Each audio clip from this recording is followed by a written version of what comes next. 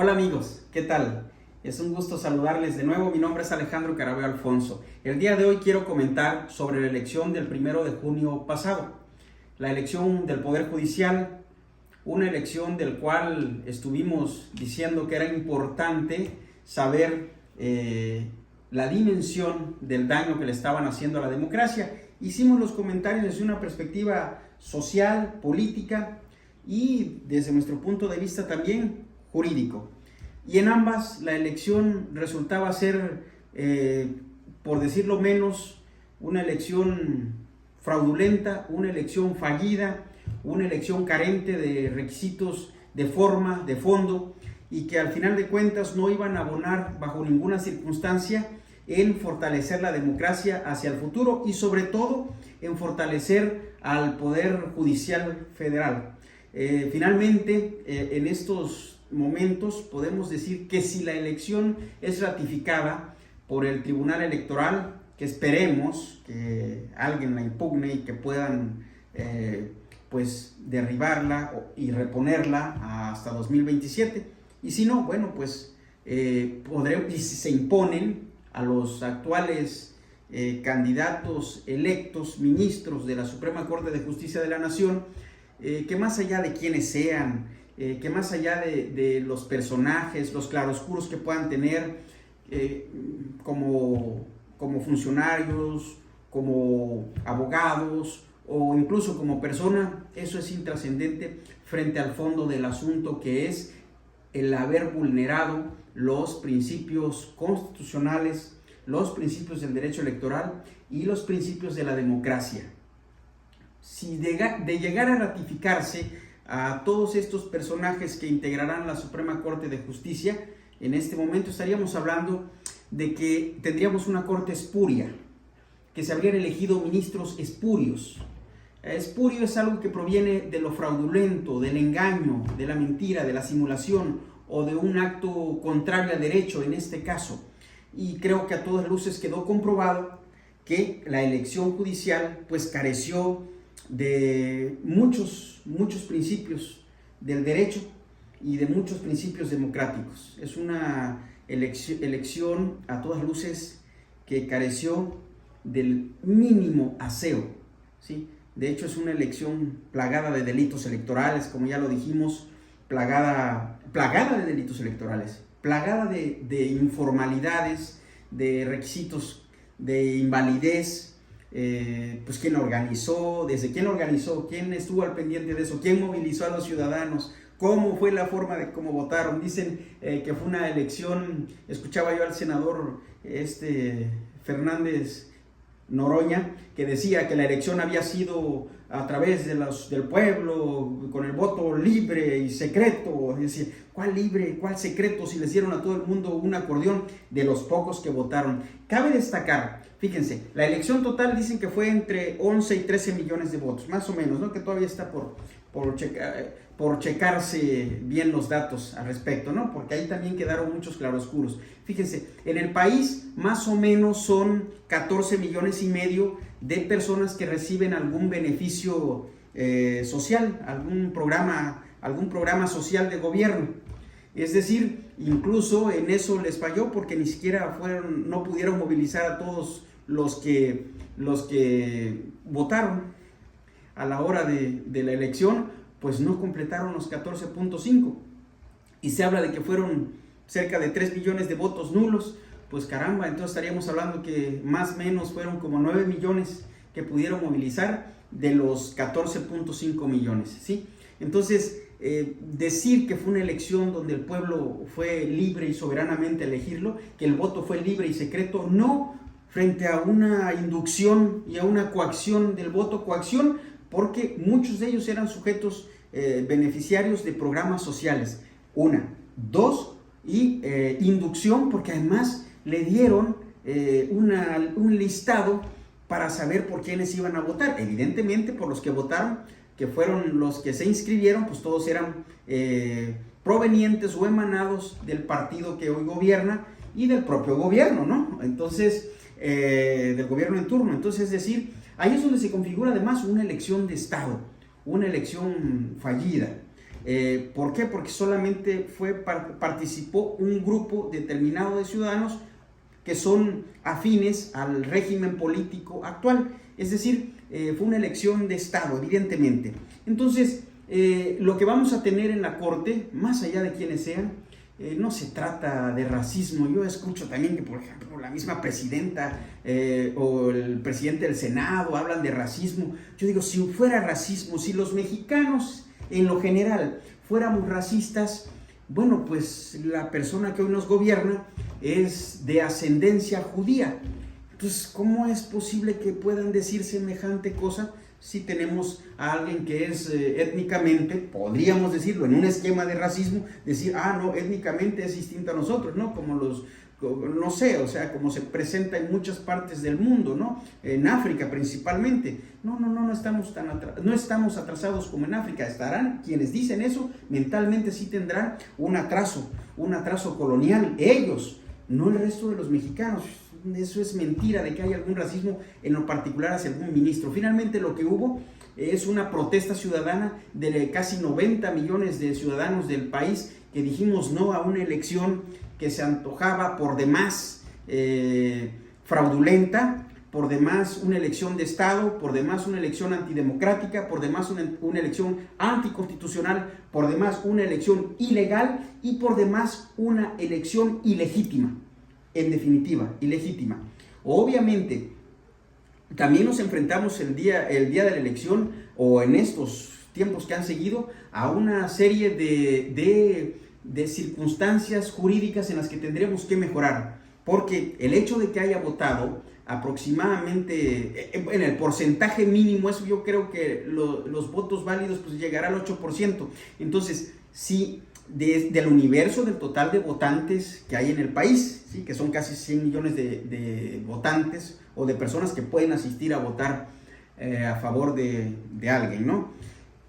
Ahí lo que nos indica simplemente es que nos estamos yendo hacia una tiranía de las minorías. Esto se le llama cuando un grupo muy reducido de ciudadanos promovidos a través de una elección de Estado, o sea, va amarrada elección de Estado con tiranía de las minorías, deciden hacer un juego perverso y gandalla además de la democracia y deciden poner autoridades o personajes afines de ellos en espacios de elección popular a través del engaño y la simulación, y a esto se le llama fraude a la ley. ¿Dónde está el fraude a la ley? El fraude a la ley, y ojalá se legisle en la oposición logre antes de 2027, que será el segundo bloque de elecciones, que logren configurar el tema de dos cosas que hay que promover. El fraude a la ley.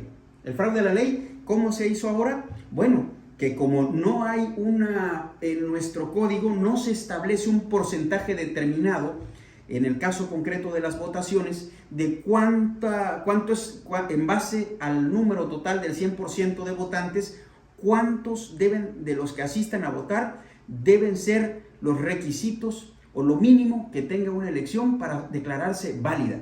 Es decir, 5%, 10%, 15%, que según un criterio, en el criterio nuestro, debiera ser cuando menos, en el peor escenario, el 30% del total del listado nominal de ciudadanos que votan en las elecciones. Si se cubre el 30%, entonces la elección es válida. Si no, en automático la elección debe declararse inválida o nula, porque no cuenta con una legitimidad ciudadana, con una legitimidad social.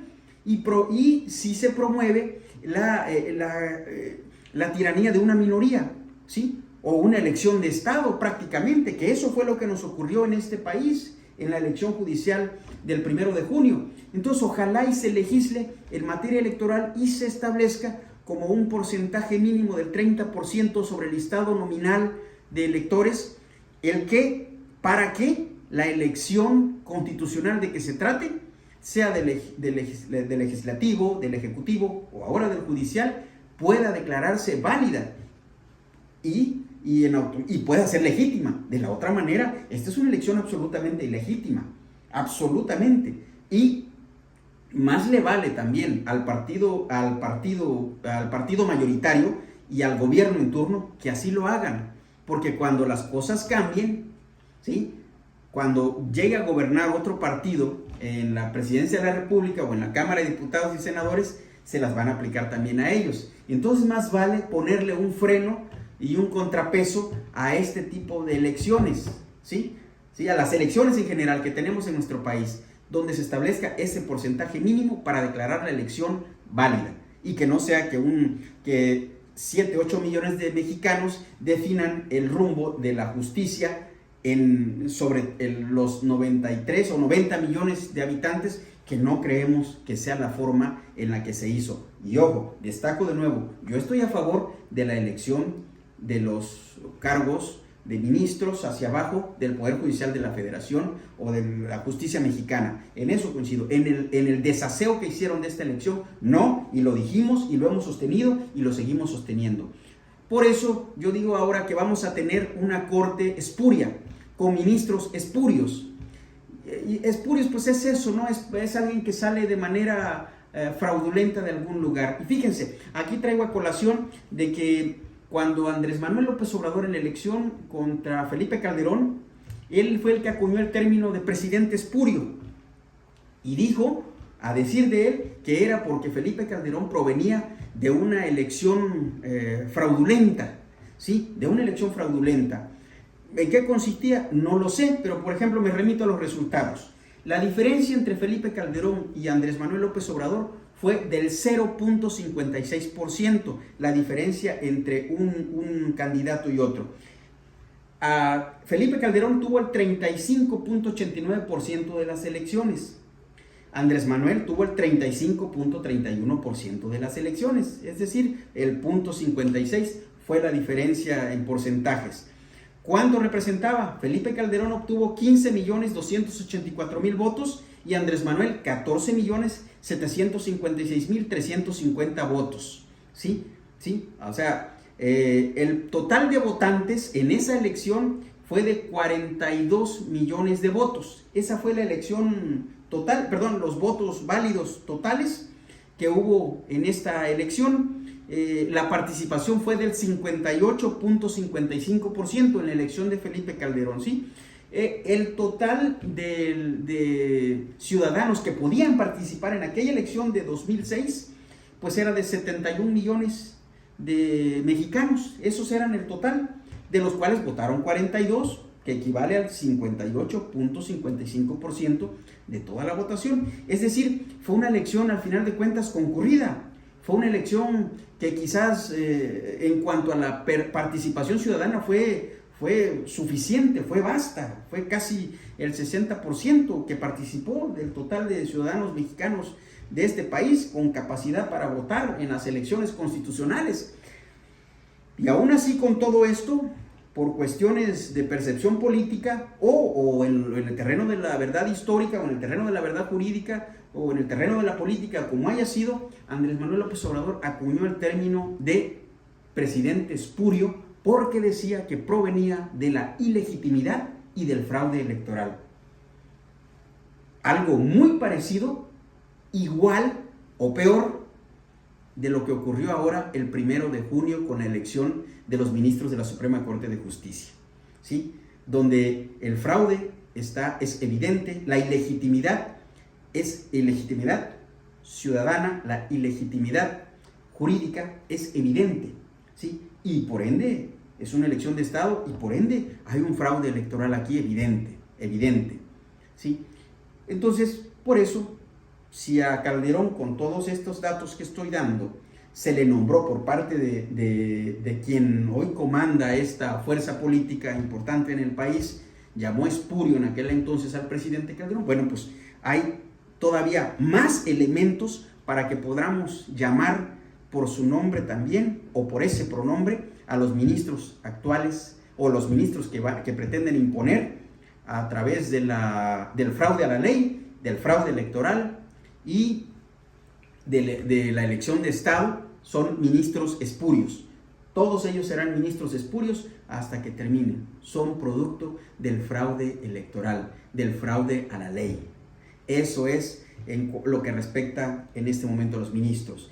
Y más allá de cualquier otra circunstancia, quisiera cerrar este comentario diciendo que ojalá y la oposición del país deje de seguir la agenda que le están marcando desde la presidencia de la República y desde el partido gobernante, o por llamarlo de alguna manera, ¿no? Pues la presidenta pertenece a un partido. Entonces, desde ese lugar les están enviando las agendas y la oposición sigue atendiendo la agenda de ellos en lugar de tener agenda propia. ¿En qué momento? Por ejemplo, en este momento que están con un discurso patriotero con relación a la estridencia que se presentó nuevamente en el tema de la inmigración. Punto 1, de eso desde Presidencia de la República y desde el partido con esa estrategia de salir con el no me llamen Andy, me llamo Andrés Manuel López Beltrán, que lo que realmente hizo, que lo vamos a comentar en otro video, vamos a comentar sobre eso, que lo que realmente está disfrazando es la derrota evidente, no descomunal, pero derrota, al final de cuentas, es una derrota muy fuerte hacia quien era el principal operador y la principal cara visible de las elecciones que hubo ahora el 1 de junio en Durango y Veracruz, ¿sí? Y en este momento le dan tirado estas dos agendas a la oposición y ahí se están centrando y olvidando que hay que impugnar una elección judicial fraudulenta, una elección de Estado, una elección ilegal e ilegítima, y se están perdiendo en lo demás, ¿sí? En que vamos a tener ministros ilegítimos, vamos a tener ministros espurios, ¿sí? Entonces se está perdiendo la oposición y yo creo que lo importante es demostrar que hubo una elección de Estado, una elección fraudulenta, una elección ilegítima, una elección ilegal, una elección antidemocrática, una elección anticonstitucional y que políticamente hubo una derrota evidente y sonora para el actual partido que debió de refrendar ya en el peor escenario la mitad de los resultados que sacó en el 2024. Eso es lo importante. Pero por el momento dejamos aquí el comentario y esperemos que la elección se anule, yo sigo insistiendo en ello, y que si llegan a imponer los ministros, tener claro que será una imposición desde el poder de una elección de Estado y tendremos, por el tiempo que les dure el encargo, ministros espurios en la República Mexicana. Nos vemos en la próxima. Hasta pronto.